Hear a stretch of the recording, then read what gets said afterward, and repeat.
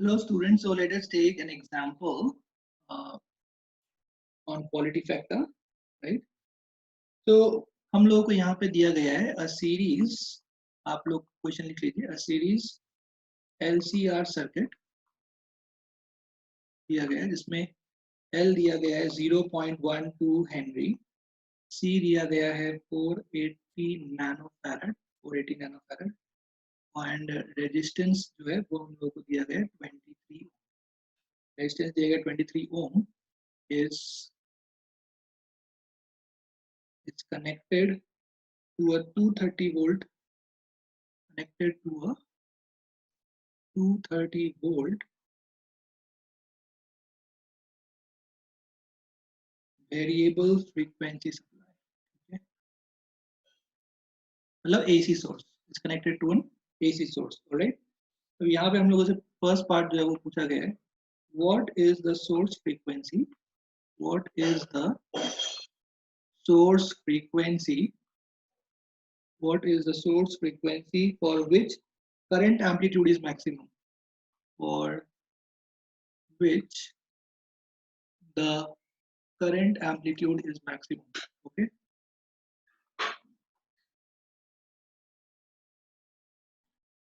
so for which the current amplitude is maximum, find its maximum value. So let us solve this first part. Okay, we'll solve the first part here. So देखो आप, जो current amplitude है that is maximum at resonance, right? That is maximum at resonance and resonant frequency कितना होता है? Resonant frequency होता है 1 by under root LC. ठीक है, अब ओमेगा आर को you can write as 2 pi FR.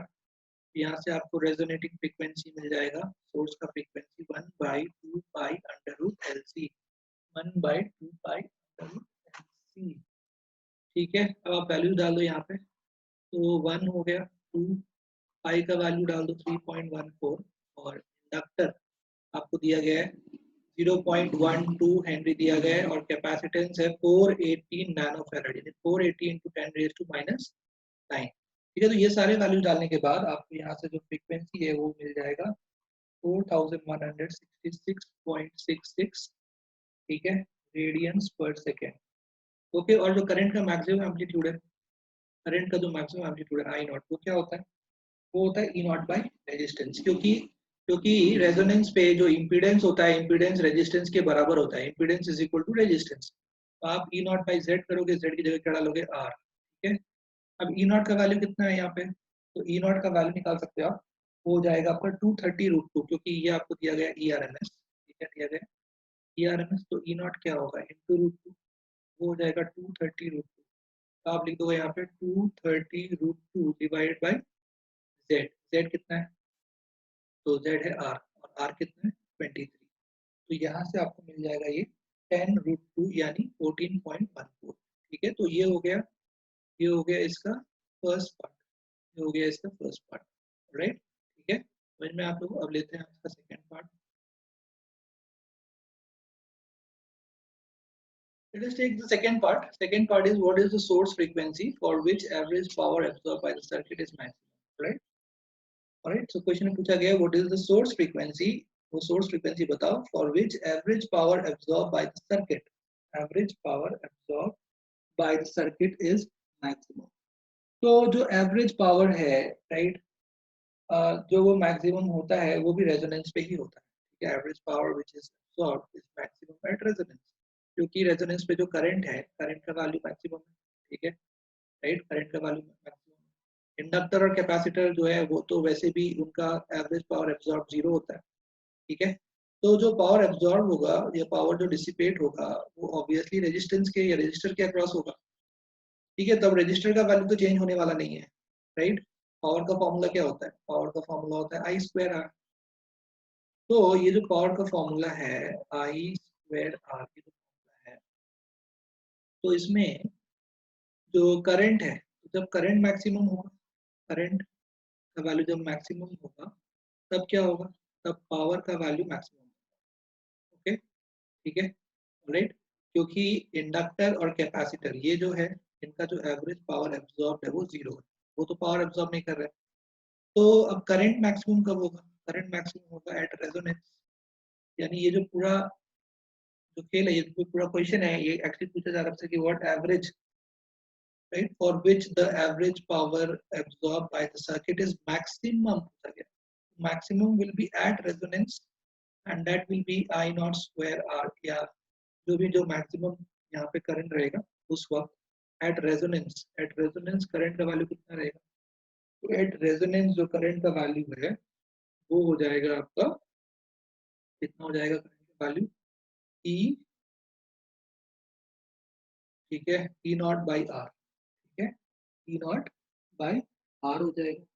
Alright, okay. तो दिस इज आई नॉट, और यहाँ पे हमें आई आर एम एस चाहिए. I R M S formula आपको याद होगा, वो E R M S I R M S into cos pi था, राइट, या फिर I square R M S. तो आई आर एम एस क्या होगा, आई आर एम एस हो जाएगा आपका E R M S by R, ठीक है. तो जब आप यहाँ पे डाल दोगे इस चीज को, राइट, आप सब्स्टिट्यूट कर दोगे, तो बेसिकली आप ये फॉर्मूला भी यूज कर सकते हैं, E R M S square by R, ठीक है. ई आर एम एस का वैल्यू कितना दिया गया है, 230 दिया गया है, इसका square divide by R, resistance कितना दिया गया है यहाँ पे 23 दिया गया है. इसको आप सॉल्व करोगे तो ये आ जाएगा आपका 2300 वैट, 2300 वैट ये आ जाएगा, ठीक है. तो ये हो गया आपका बी पार्ट. ऑलराइट, अब हम लोग लेते हैं इसका C part. Let us take the third part. So let us take the third part of this question. Let us take the third part. For which frequencies of the source, for which frequencies of the source is the power transferred to the circuit half the power at resonant frequency? Half the power at resonant frequency. So resonant frequency में जो power देखा आपने को कितना है, वो आ रहा है 2300 watt, ठीक है, 2300 watt आ रहा है मैक्सिमम पावर. तो इसका हाफ, ठीक है. तो ये होता है अपने रेजोनेंट फ्रीक्वेंसीज पे जो हमने डेरिवेशन किया था क्वालिटी फैक्टर का, तो उसमें हम लोगों ने फाइंड आउट किया था कि किस फ्रीक्वेंसीज पे जो है पावर मैक्सिमम का हाफ कंज्यूम होता है, राइट, मैक्सिमम का हाफ कंज्यूम होता है. तो आप चाहो तो उसका डेरिवेशन करके भी निकाल सकते हो, या फिर अगर आपको फॉर्मूला याद है तो डायरेक्टली फॉर्मूला भी यूज कर सकते हो, ठीक है. तो ये दोनों ऑप्शन है आपके पास. तो जैसे कि हमने ऑलरेडी डेरिवेशन कर लिया था, तो मैं यहाँ पे ज्यादा टाइम वेस्ट नहीं करूंगा. तो हमारे पास जो ओमेगा आया था वो आया था माइनस प्लस, ये आया था आर सी, और यहाँ प्लस माइनस आया था जिसमें हमने प्लस लिया था क्योंकि फ्रीक्वेंसी नेगेटिव नहीं हो सकता है, ये मैंने आपको एक्सप्लेन किया था. तो ये R square C square plus 4 LC divided by 2 LC, ठीक है. Omega is equal to minus plus R C plus under root R square C square plus 4 LC by 2 LC, ठीक है. यहाँ से आपको ओमेगा 1 क्या मिल जाएगा, वो मिल जाएगा माइनस आर सी प्लस, यानी माइनस वाला टर्म लेके आप कैलकुलेट कर लो, R square C square plus 4 LC divide by LC. हम इसमें वैल्यूज पुट करने पड़ेंगे. जब वैल्यूज पुट करोगे तो ये फ्रीक्वेंसी आ जाएगा 4071.9 रेडियन पर सेकेंड, ठीक है, ओके. और ओमेगा 2 कितना आ जाएगा, वो आ जाएगा R C plus under root R square C square plus 4 LC divided by LC. तो इसको आप करोगे तो इससे आपको मिल जाएगा 4263.6 रेडियन पर सेकेंड, ओके, ठीक है. तो ये हो गया सी पार्ट. इस तरह से हम लोग कर सकते हैं. आपसे डी पार्ट में पूछा गया what is the quality factor of the circuit. तो what is the quality factor of the circuit, तो हम लोग डायरेक्टली फॉर्मूला यूज करेंगे इसके लिए. क्वालिटी फैक्टर का जो फॉर्मूला क्या था, वो था 1 by R under root L by C, 1 by R under root L by C, right. वो था क्वालिटी फैक्टर का फॉर्मूला. वो बस वो यूज कर लीजिए आप, यानी क्वालिटी फैक्टर निकालना आपको डी पार्ट, वो हो जाएगा 1 by R under root L by C. और आर आपके पास वैल्यू है, एल है, सी है, ये सारा वैल्यूज आप डाल दीजिए, आपको मिल जाएगा 21.74. क्या मिल जाएगा आपको, 21.74. ये है क्वालिटी फैक्टर, ओके. तो अब हम लोग लेंगे नेक्स्ट टॉपिक, वो है ट्रांसफॉर्मर्स, ठीक है. तो we will discuss the next topic, ठीक है. तो ट्रांसफॉर्मर क्या होता है, what is a transformer. So let us discuss that. Students, now let us discuss about the transformers. We will discuss about the transformers. So transformer operates on the principle of mutual induction. तो आप देख सकते हो यहाँ हमने transformer का diagram बनाया है. made a diagram of the transformer. तो यहाँ पे ये जो आप देख रहे हो दिस इज द प्राइम, ये यहाँ पे कोर है, ठीक है, दिस इज अ कोर, और इसी कोर पे प्राइमरी वाइंडिंग भी है, सेकेंडरी वाइंडिंग भी है, ठीक है, ऑलराइट, ठीक है। तो ये जो है ये एक स्कीमेटिक डायग्राम है, स्कीमेटिक डायग्राम। यहाँ पे हम लोगों ने बताया है कि एक ही वाइंडिंग पे दोनों कॉइल्स हैं, तो प्राइमरी कॉइल भी है, सेकेंडरी कॉइल भी है। जो प्राइमरी कॉइल है it is connected to an AC source, the primary is connected to an AC source, उसका जो ईएमएफ है वो ई प्राइमरी, उससे जो करंट आ रहा है आई प्राइमरी। तो ये जो प्राइमरी कॉइल आप देख रहे हो, इस प्राइमरी कॉइल में क्या होगा, इस प्राइमरी कॉइल में ईएमएफ इंड्यूस होगा, बैक ईएमएफ डेवलप होगा, यानी सेल्फ इंडक्शन होगा, और इसमें जो मैग्नेटिक फील्ड डेवलप होगा उसकी वजह से यहाँ पे भी क्या होगा, यहाँ पे भी जो है, तो यहाँ जो आप देख रहे हो ये प्राइमरी जो आप यहाँ पे देख रहे हो कॉइल और सेकेंडरी कॉइल, तो होगा क्या, तो ट्रांसफार्मर, राइट, बेसिकली इसमें क्या करना है हमें, यहाँ पे जो है इसका काम क्या है, इसका काम है वोल्टेज को स्टेप अप करना, स्टेप डाउन करना, ठीक है। तो ये यहाँ पे एक सोर्स है, जैसे मान लीजिए जो पावर स्टेशन है वहां से एक ईएमएफ आ रहा है, और यहाँ पे ये जो आप देख रहे हो सेकेंडरी कॉइल, तो ये क्या करेगा, ये हमें उस वोल्टेज को it can step up that voltage, it can step down that voltage, ये इसका काम है। This is the work of the transformer, ठीक है। ट्रांसफार्मर जो है वो वोल्टेज को स्टेप अप स्टेप डाउन कर सकता है, करंट को स्टेप अप स्टेप डाउन कर सकता है, ठीक है। तो जो वोल्टेज हमें पावर स्टेशन से मिल रहा है, पावर स्टेशन से जो हमें मिल रहा है वोल्टेज ईएमएफ, राइट, हो सकता है हमारा जो डिवाइस है उस डिवाइस को उससे, राइट, हमारे घर पे जो, जैसे आप देख लो जो पावर स्टेशन से जो ईएमएफ आता है, वोल्टेज आता है, तो उसमें वोल्टेज ज्यादा रहता है, वो 440 वोल्ट या ज्यादा रहता है, और करंट कम रहता है। तो ट्रांसफार्मर क्या करता है, स्टेप डाउन करता है, वोल्टेज को कम करता है पावर और करंट को बढ़ा देता है, जो कि हमें चाहिए होता है हमारे घर के अप्लायंसेस के लिए। तो ये जो है ट्रांसफार्मर का काम ऐसा है। तो यहाँ पे जो ट्रांसफार्मर है अगर आप देखोगे तो हम लोग देख सकते हैं यहाँ पे कि नंबर ऑफ टर्न्स जो है प्राइमरी में वो अगर एनपी है, और नंबर ऑफ टर्न्स सेकेंडरी क्या है, एनएस है, ठीक है। तो यहाँ पे जो फ्लक्स लिंक होगा यहाँ के हर टर्न्स के साथ, वो फ्लक्स को अगर मैं मान लूँ फाई, मान लूँ, flux link with every turn phi, ठीक है। यहाँ पे क्या होगा, यहाँ पे जो करंट वेरी करेगा उसकी वजह से यहाँ पे मैग्नेटिक फील्ड सेटअप हो जाएगा यहाँ पे, क्योंकि कॉइल है, कॉइल के अंदर मैग्नेटिक फील्ड सेटअप हो जाएगा, यानी फ्लक्स लिंक हो जाएगा इस कॉइल के थ्रू, और इसी का जो फ्लक्स है उससे ये भी लिंक हो जाएगा, कौन सा, सेकेंडरी कॉइल, क्योंकि वो दोनों एक्चुअली क्या है, एक्चुअली एक दूसरे पे वो बाउंड, इस तरह से अगर ये प्राइमरी कॉइल है तो इसी के ऊपर इधर सेकेंडरी कॉइल भी है, तो दोनों जो है इस तरह से है, इसलिए दोनों का जो फ्लक्स है, मैग्नेटिक फील्ड जो है वो लिंक हो जाएगा, ठीक है। तो इसमें जो ईएमएफ इंड्यूस होगा प्राइमरी में वो होगा सेल्फ इंडक्शन की वजह से, तो यहाँ पे होगा सेल्फ इंडक्शन, और यहाँ पे क्या होगा, यहाँ पे होगा म्यूचुअल इंडक्शन, ठीक है, इसकी वजह से। तो ये पॉइंट है। और आप ये मान लो कि phi is the flux linked with each turn, phi क्या है, phi is the flux linked with each turn, हर टर्न के साथ लिंक्ड विद ईच टर्न, ऐसा हम यहाँ पे अज्यूम कर रहे हैं, ठीक है, सिंप्लीफाई करने के लिए। तो जो तो जो इसमें ईएमएफ इंड्यूस होगा प्राइमरी में, जो ईएमएफ इंड्यूस होगा वो ईएमएफ कितना होगा, प्राइमरी में ईएमएफ इंड्यूस हो जाएगा number of turns NP into D phi by D T, EMF induced in one turn होगा D phi by D T, तो एनपी टर्न्स पे कितने होंगे, minus NP D phi by D T. तो वैसे ही secondary में कितना होगा, तो सेकेंडरी के साथ भी हमने एज्यूम किया कि उतना ही फ्लक्स लिंक्ड है, क्योंकि बेसिकली वो दोनों एक दूसरे के ऊपर बाउंड, ठीक है। ये तो इस डायग्राम में हमने समझाया आपको, बट बेसिकली वो दोनों जो है, जैसे ये है अगर प्राइमरी कॉइल, तो जो सेकेंडरी है, सेकेंडरी भी उसके ऊपर ही बाउंड है, इस तरह से, इस तरह से।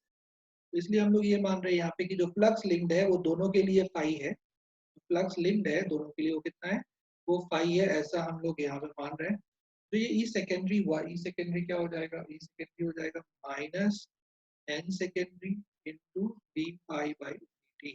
तो ये हो गया अपना इक्वेशन नंबर 1, ये हो गया इक्वेशन नंबर 2, ठीक है।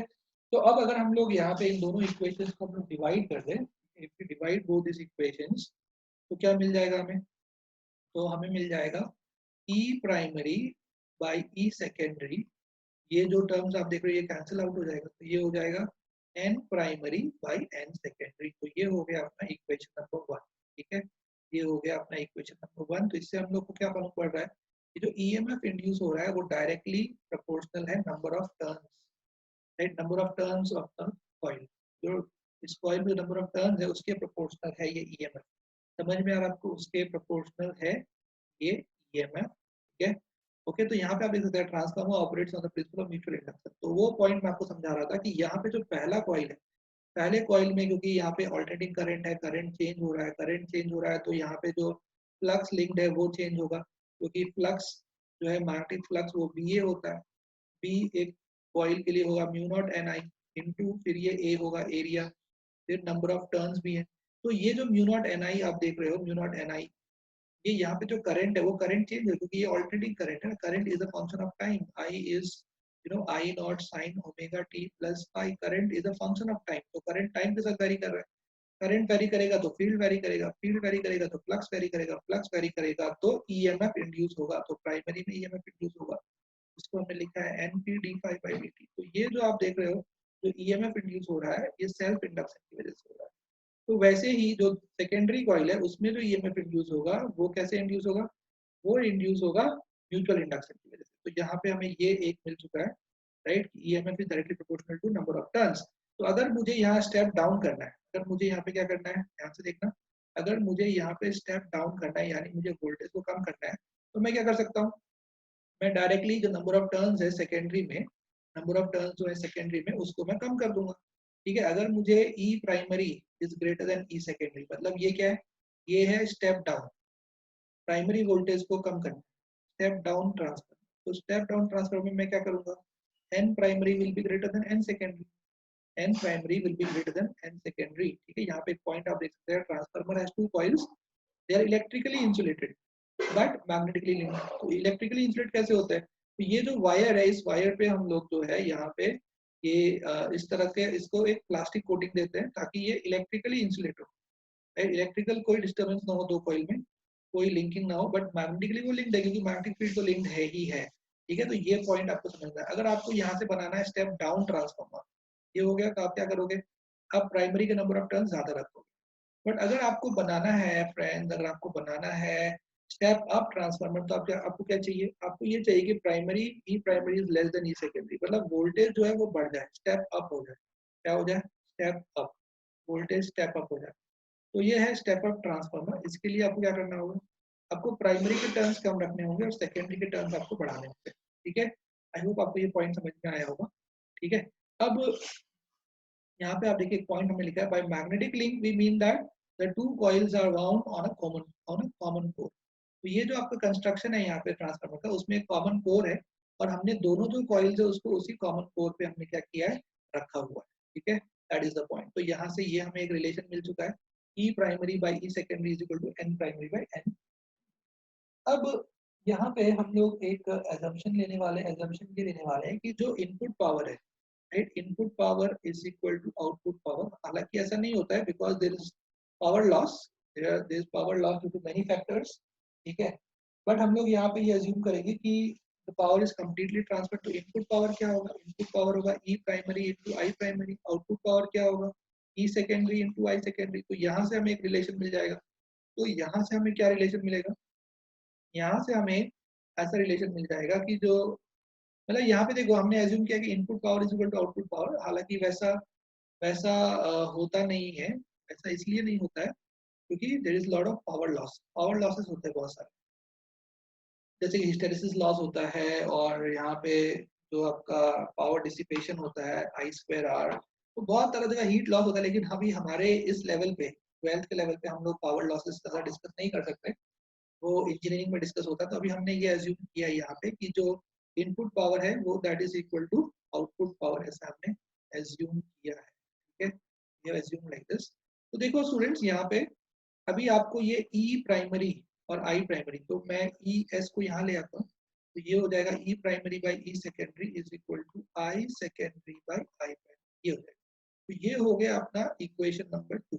ठीक है, अब हम लोग 1 और 2 को मिक्स कर देते हैं, तो हम लोग क्या लिख सकते हैं, सो फ्रॉम 1 एंड 2, 1 और 2 को हम लोग मिक्स कर लेते हैं।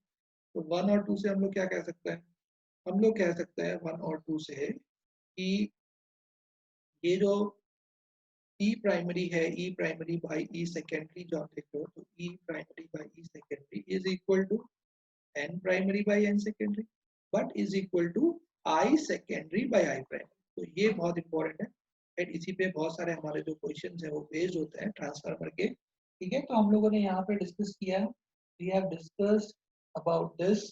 तो ये जो आप यहाँ पे देखते हो n secondary by n primary, right, इसको हम लोग बोलते हैं transformer ratio. n secondary by n primary, ये जो टर्म है, इस टर्म को बोला जाता है ट्रांसफार्मर रेशियो। तो ये भी आप ध्यान रखिए। ओके, तो इसको हम लोग कहते हैं ट्रांसफार्मर रेशियो। राइट, ठीक है, आई होप आप लोगों को ट्रांसफार्मर समझ में आया होगा। तो इसी के साथ ये आज का लेक्चर यहाँ खत्म होता है। In the next lecture we will discuss the parallel RLC circuit, right, that will be the last topic for our AC for this chapter, AC chapter. Already current का लास्ट टॉपिक लेंगे हम अगले video में, ठीक है। Till then bye, I hope all of you enjoyed this lecture, ठीक है। So let us